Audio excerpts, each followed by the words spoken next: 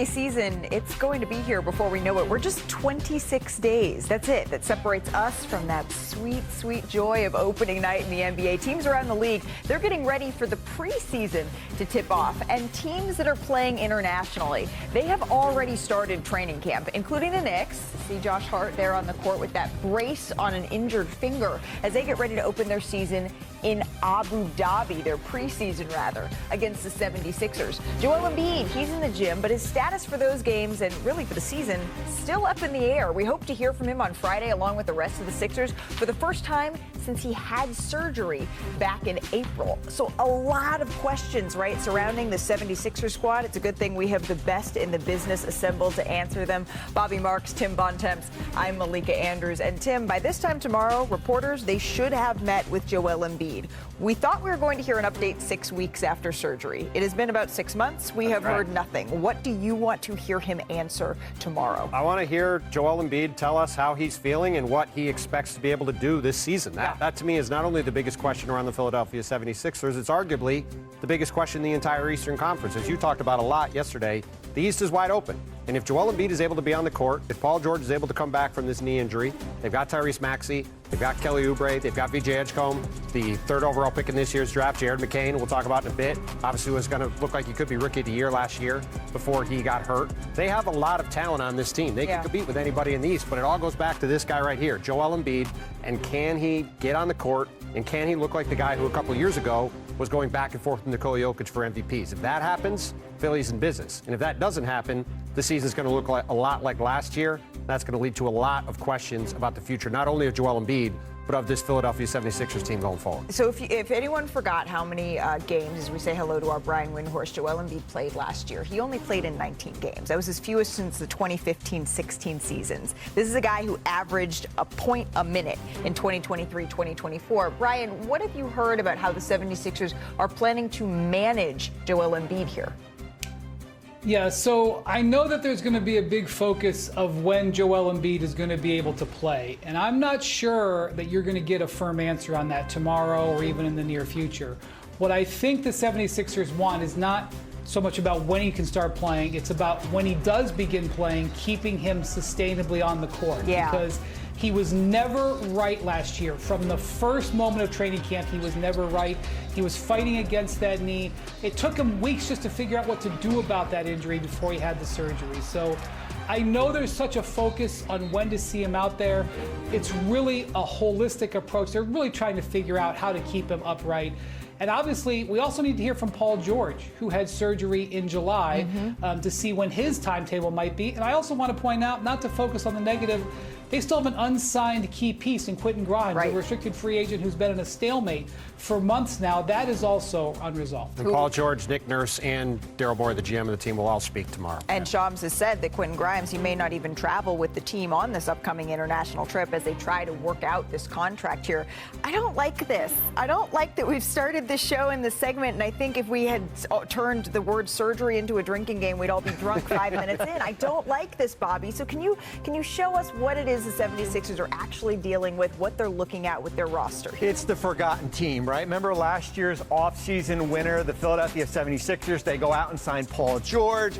They draft Jared McCain here. This is the roster. When we look at it, when it's healthy, I think it can compete with New York and Cleveland in the Eastern Conference. Of course, the question regarding Joel Embiid and Paul George and Jared McCain coming back from that injury. Tyrese Maxey, of course, is back.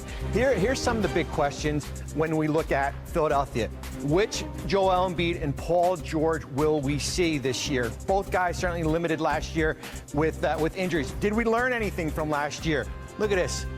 15 games together, the big three, 1 game under 500. Malika, I think this backcourt, when you look at Maxey, McCain, Edgecombe, and I think, when they add Quentin Grimes, could be one of the better backcourts in the Eastern Conference. And the Achilles, the front court depth, when you look at it, at Dembona, Andre Drummond, Trendon Watford, Justin Edwards. I do think there's an Achilles with this Philadelphia team outside of the injuries.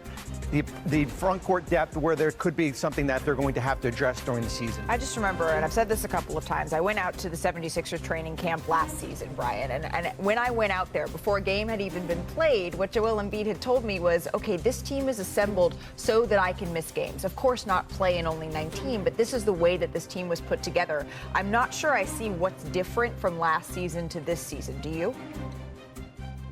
No, I think the big concern about Joel Embiid is that he left Paris from getting his gold medal healthy. He was not dealing with any sort of significant knee thing, and when he came to work to begin working up for the season, he wasn't right. And, he searched for a way to deal with that, and, unless that is resolved, in all honesty, we're talking about a middle-of-the-pack team. When Joel Embiid is right, he is one of the biggest weapons offensively the league has ever seen. He elevates them, especially in a conference that is vulnerable. And so, as Bontemps said, that health and where Joel Embiid is, not necessarily on August or on October 1st, but where he could be in the back half of the season is one of the most important things we can see in the NBA going into the year. Health is the number one question. You've got to have more than 15 games with your big three together on the floor. We're going to have more on training camps that are going on around the association right now a little later in the show. But let's get to the WNBA because we have a pair of game threes tomorrow night. Let's dive into the Aces and the Fever. It'll tip off Friday, 7:30 Eastern on ESPN2. Remember, Indiana took game one in this series after outscoring Las Vegas 50-38 in the paint. And then the Aces, they took game two after outscoring the Fever by 14 in the paint. And the matchup to watch, it's the Gamecock fight in the paint between Asia Wilson and Aaliyah Boston. Wilson has won 9 of the 12 head-to-head matchups between the two in the W, and she leads all players in scoring this postseason. Only Wilson is the only player outscoring Indiana's Kelsey Mitchell. She has been outstanding, right? She leads all players in made threes and is making them at a 43% clip while also ranking 6th in paint point scoring. So now joining us from the site of Game 3 in Indianapolis, it's our WNBA insider, Alexa Philippou. Alexa, with this series now all tied up at 1 game apiece, how are the Aces approaching this all-important Game 3? Yeah, well, Asia Wilson said after game two that, look, game one, they didn't come to work. Game two, it was really what they were looking for. They came to work that day and they played Aces basketball. And so they want to be able to bring that same energy into game three tomorrow night. And what that looks like too is, Becky Hammond had this really cool analogy where she was talking about, games like this, especially in the playoffs, it's like two energies that are competing against each other.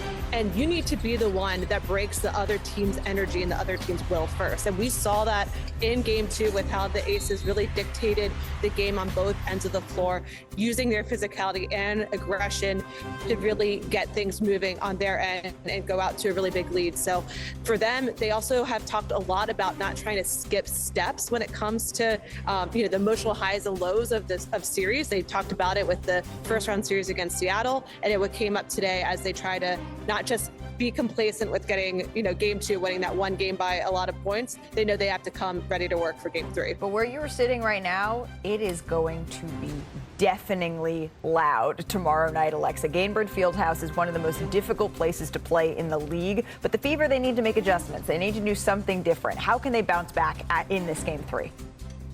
Yeah, well, Stephanie White thought that her team didn't really do well in matching the Aces' physicality and level of aggression, and they didn't withstand the punch that Las Vegas was able to give to really start game two. And so for them, we saw a lot of that in how their offense looked. It was pretty choppy at times, Aaliyah Boston told us today, and they didn't think that they were actually making Kelsey Mitchell's job any easier. I mean, we know how much they rely on her to really be the fulcrum of their offense, but they need to make sure that they are moving without the ball and setting screens and just doing everything to really make it difficult for the Aces on the defensive end to do what they want to do. And so for them, making sure they're really strong in that movement should be able to help Kelsey Mitchell out and the overall offense. And they know that being able to be here will be an emotional high back in front of their home crowd, as you said, and that they also want to play free and without pressure, which they've done really well most of the season. I'm looking forward to that game three. Alexa, while we have you here, though, another story we're following in the W, the Liberty. They